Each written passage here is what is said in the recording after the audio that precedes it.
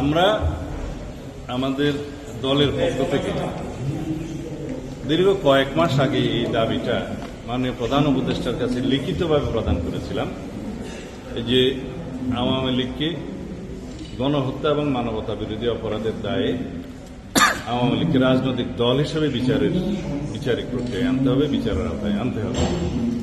তখন মাননীয় প্রধান উপদেষ্টা যদি বিষয়টা আমলে নিতেন তাহলে হয়তো আজকে গতকালকে বা তার আগের দিন এই বিব্রতকর পরিস্থিতিতে সরকারকে পড়তে হতো না।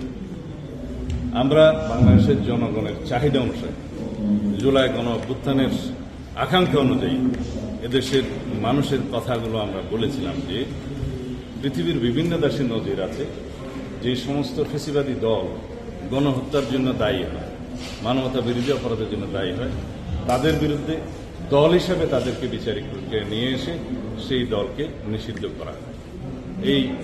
এটা উদাহরণ সারা পৃথিবীর বিভিন্ন দেশে আছে যেখানে এভাবে আছে, জার্মানি সহ আরো অনেক দেশে আছে।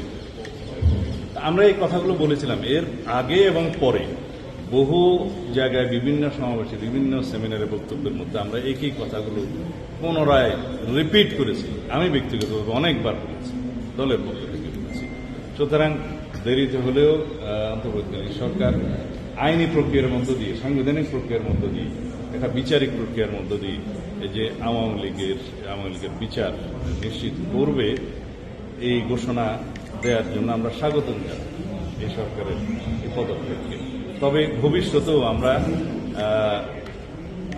বলবো যে অন্তর্বর্তীকালীন সরকার যেন এরকম বিভিন্ন বিষয়ে যে আমরা পরামর্শ দিই এবং আমাদের দলের যে বিভিন্ন রকমের বক্তব্য থাকে দেশের পক্ষে এবং জনগণের পক্ষে, এই বিষয়গুলো যেন যথাসময়ে আমলে নেন।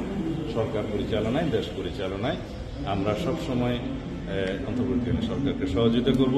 এবং এই প্রসঙ্গে আরও একটা কথা বলতে চাই, যেহেতু সারা বাংলাদেশে মানুষ আগামী জাতীয় সংসদ নির্বাচনের জন্য ভোটাধিকার প্রয়োগ করার জন্য উদ্গ্রীব হয়ে আছে, এই বিষয়ে যেন মাননীয় প্রধান উপদেষ্টাকে আমরা আগেও অনুরোধ করেছি যেন উনি একটা রোড ম্যাপ প্রদান করেন খুব শীঘ্র, না হলে হয়তো এরকম বিব্রতকর পরিস্থিতি আবারও সৃষ্টি হতে পারে।